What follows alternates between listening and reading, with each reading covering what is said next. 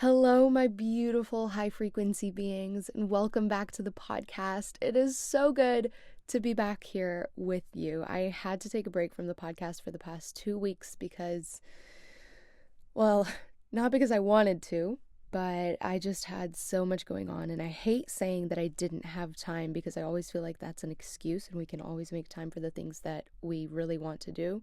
But I truly could not prioritize this over the past 2 weeks, and I really need to get better at having a bank of episodes because right now I've just been doing them from week to week. So if you want to start a podcast, I definitely recommend that. Anyway, we are learning as we go, and there is a beauty in that. So I actually wanted to talk about, I have several things I want to talk about today. But one of the things was I want to talk about the guilt that came with me taking a break from the podcast. Because when I started, I made the commitment to myself that I was going to stay consistent. No matter what, I said I will release an episode every Wednesday at 5 a.m. Central. And that is a commitment that I'm making to myself. And so I did that for 7 episodes in a row, even while we were in Peru. I had pre-recorded the episodes, but I wasn't able to finish editing, so I was editing while we were there, and anyway, that was a whole thing. But I did it, and I was so proud of myself. And over the past 2 weeks, though, I truly had to prioritize other things, but I felt so guilty because I felt like I was letting myself down, and I felt like I was a failure, like how I can't stay consistent, I can't keep a promise to myself, all those negative thoughts that come with this kind of thing. But I also want to just give a permission slip to you, like if that has ever happened to you, that it is okay. And we can be really hard on ourselves, but we're also human, and sometimes we can't do it all as much as we would like to. So yeah, I felt really, really guilty, but then I reminded myself that it's okay, and all I have to do is get back into it. Sometimes we are going to not be perfect. That's okay. We got to remind the perfectionist inside of us that it is okay, and we are doing the best that we can.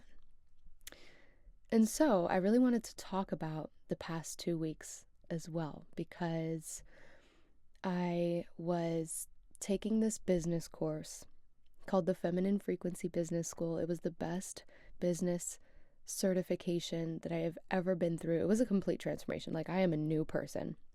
It was 3 months long, and it is Jessica Zweig's signature course. Shout out, Jess, if you're listening to this. I love you, sister. You have changed my life, and I will forever be an advocate for her teachings and her programs. They are multidimensional, I feel like is the best word to describe it. So if you want to start your own business or need help with your current business, like you feel like you're in the weeds of your business and you're not thriving, her mentorship is invaluable. So I can't recommend that enough. Go sign up for FFBS. Next cohort is in spring. So yeah, I was doing that. I was finishing my dissertation, which is a whole thing as well, but so empowering. And life, how life happens. I just wasn't able to record the podcast. And in addition to that, I went to Nashville for the Sacred Summit, which was kind of like the closing event for the program for FFBS. And that was amazing. And I really want to talk about my experience in the summit. So I'm going to dive into that. In addition to that, I just had so much going on in the real estate world. Like, I wasn't able to prioritize it. Anyway, you get the point. But we're human. It's okay. So I want to talk about the Sacred Summit, because what I experienced was like nothing I've ever experienced before. And it all happened because I was able to fully surrender, like fully actually surrender, which is something that I've had a hard time with in different situations. So I'm going to dive into that. But I hopped on a 6 a.m. flight to Nashville on a Friday morning. And as soon as I arrived, I went straight there. Like, I didn't go to my Airbnb. I went straight from the airport. And I was super excited to get there. I was pumped, but I was feeling fine.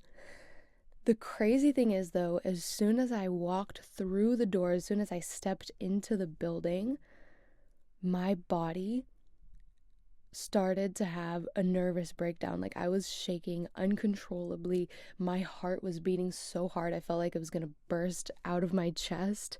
And I just couldn't stop crying. I was like, my body just, I didn't know what was happening. It was like my rational mind was completely fine, but it's almost like there was so much energy and so much light in that room. As soon as I stepped in, my body was having like a system overload. It couldn't compute all of the light worker energy. And that was just the beginning of the transformation. So anyway, we kicked off like that. I had to take a few minutes outside. I was doing like jumping jacks. I was trying to cry and let it out and breathe and do box breathing and it was freezing outside and I'm out there cold and kind of like, ooh, jumping around trying to feel better to be able to walk in there and network because I was so excited to talk to everyone, but then my body was like, no. So anyway, on the first day, it was a 2-day summit. On the first day, it was around the sacred masculine. So we talked about all things business, just had these amazing speakers come on and share their stories for us, these amazing, powerful women who are leading their businesses in a different way, like with more integrity, with more love, with more softness, and it was so beautiful to be able to witness them and learn from them. So first day was awesome, but the second day was the creme de la creme because it was the sacred feminine. We had a cacao ceremony, quote unquote. It's a cacao ceremony as you know it, but we weren't in the rainforest, so it's not technically a ceremony, but it was ceremonial cacao. We had a beautiful sound bath, energy work. We did breath work, which was wild, and we danced. We did ecstatic dance, and it was just such a beautiful, beautiful experience. I really want to dive into, though, the sound bath and the breath work because, like I mentioned before, I was able to fully surrender. And typically, I feel like I'm surrendering, but at the same time, I have a little bit of an expectation. I'm like, okay, I know something's going to happen. I'm going to have some sort of breakthrough. I'm going to have some sort of download. But I'm like, but no expectations, if nothing happens, I'm fine. But deep down, I'm kind of like happy and anxious and waiting for whatever it is that's going to happen, right? And this time, after so many sound baths and so much stuff like that, where nothing happened and I had the expectation and nothing happened, I'm like, okay, whatever. I don't even care if nothing happens. Like, I'm just going to sit here and enjoy it, lay here and enjoy it. And so we were all laying down. I brought my crystal. I have this crystal tower. It's a clear quartz crystal tower that I got in Peru, which I absolutely love. And I had it placed on my heart in my left hand. And my right hand was on my womb space. And I was just like, okay, I'm just going to enjoy this sound bath and be present and be here. And at first, I started seeing this super pigmented, vibrant, violet color dance across my eyelids. And it was kind of just like a flowy, abstract, kind of lava lamp looking shapes and forms that were dancing across the backs of my eyelids. And I was like, oh, what is that? Okay, interesting. It went away for a while, and then it came back later, and it turned into this violet portal. And I knew that I just had to step into the portal. And so I had my arms open in my mind. My heart was still, my left hand was still on my heart with my quartz crystal, and my right hand was still in my womb space. But in my mind, it was like, okay, I'm opening my arms and I'm stepping into the portal, because that's what I felt that I needed to do. And as soon as I stepped in, I was like, okay, nothing's happening. What is this? Why did I have to step into this portal if nothing magical is happening, right? The mind already started to get in the way.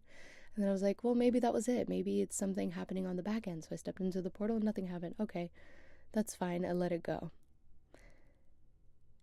And then I received a very clear message that was, trust in your vision. You know what you need to do. And it just came so strong, like this message. It was like it had surrounded my entire body.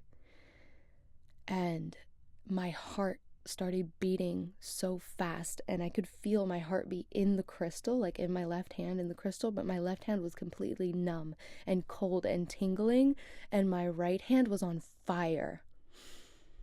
And I could just feel that with every heartbeat that I was happening, every strong heartbeat inside of me was pulsing through the crystal and sending signals up into space and into the universe and just up and out. And I was like, whoa, this is wild.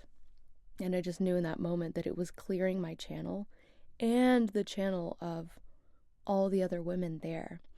And so I really wanted to share this with everyone, but we were on a tight schedule and I didn't get to share.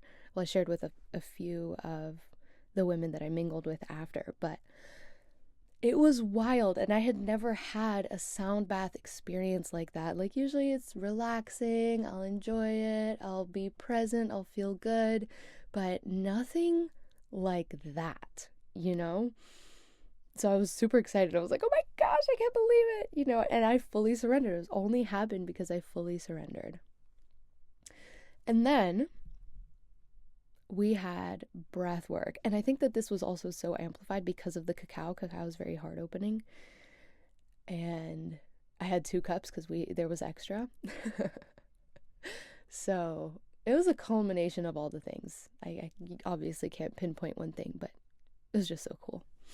And then during the breath work, I have done somatic breath work 3 times now. So before this past one in Nashville, I had done it 2 other times. One time in Brazil and one time here in the US in my closet because that was the most soundproof space that I had available to me. Anyway, I had done it twice.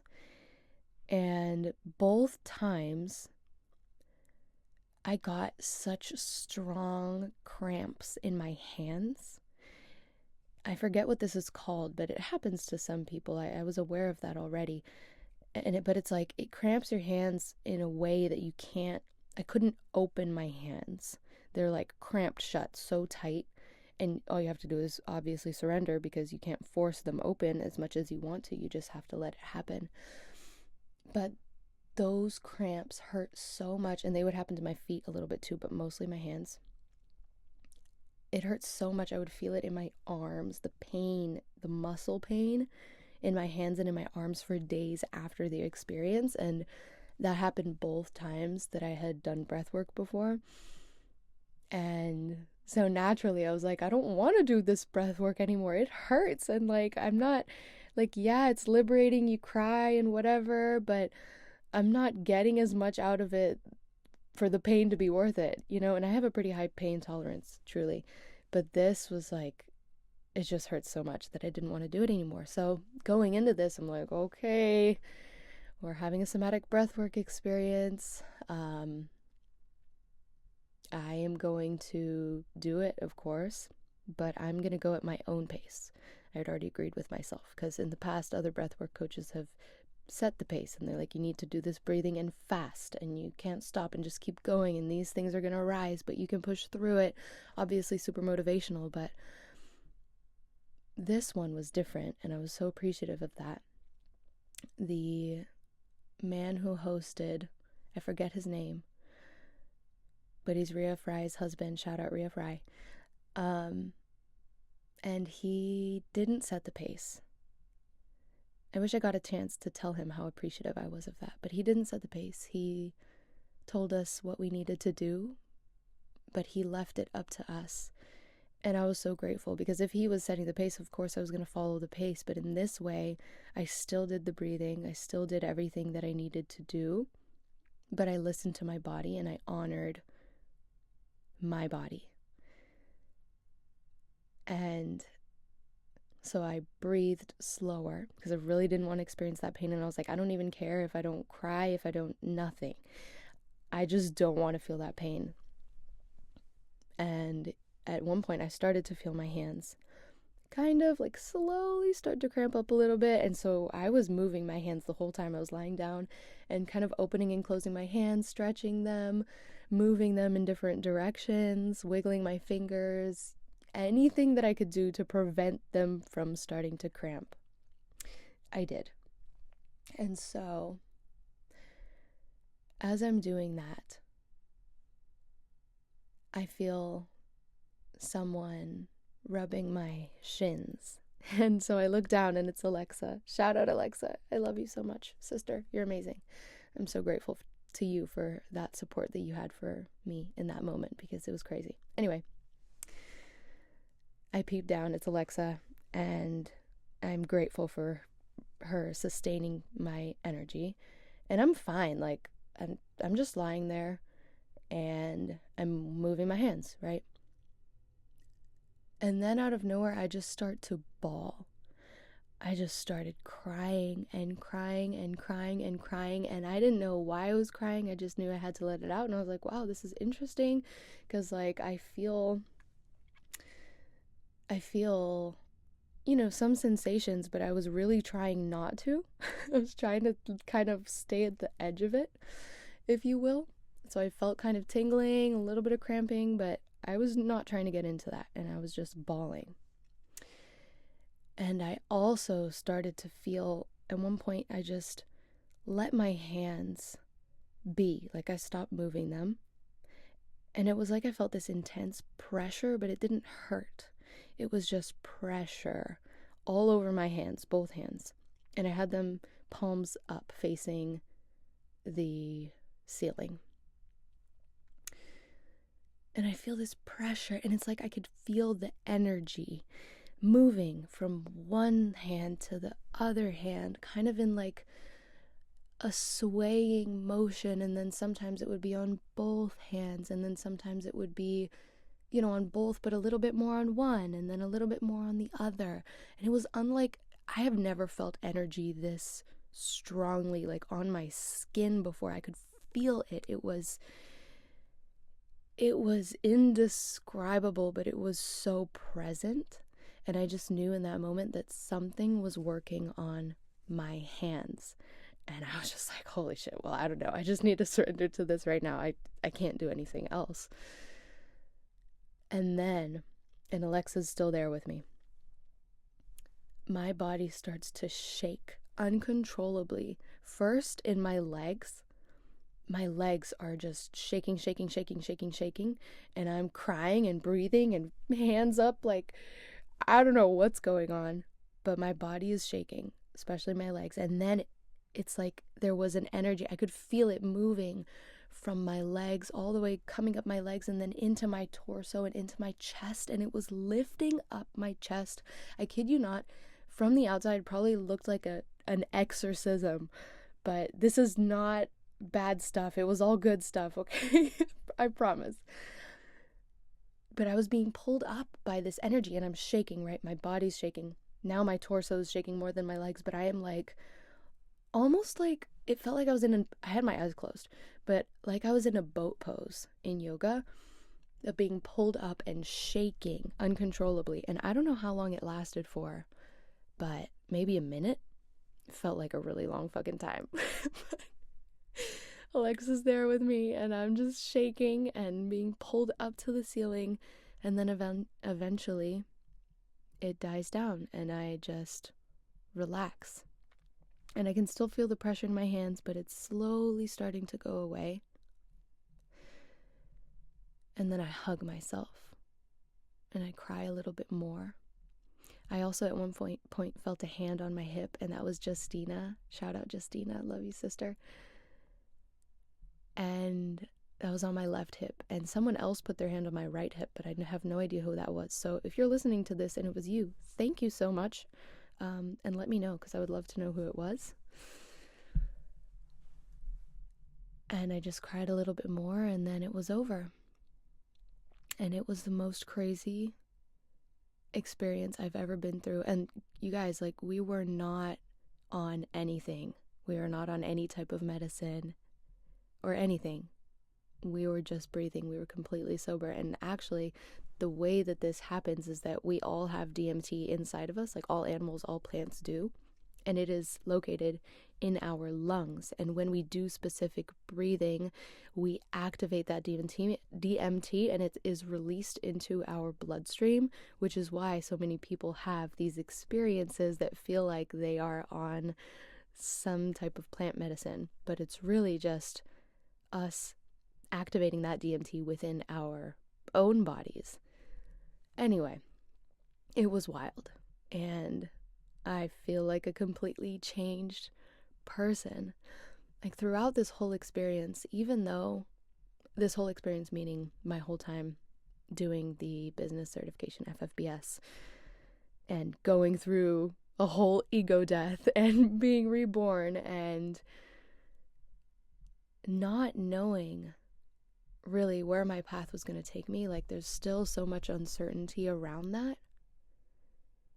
But even in all of that uncertainty, I've never felt so certain of a decision and of myself and of the new path that I'm embarking on to live in a way that is more fulfilling to my soul and to who I am as a person. Like, I've never felt so sure about something.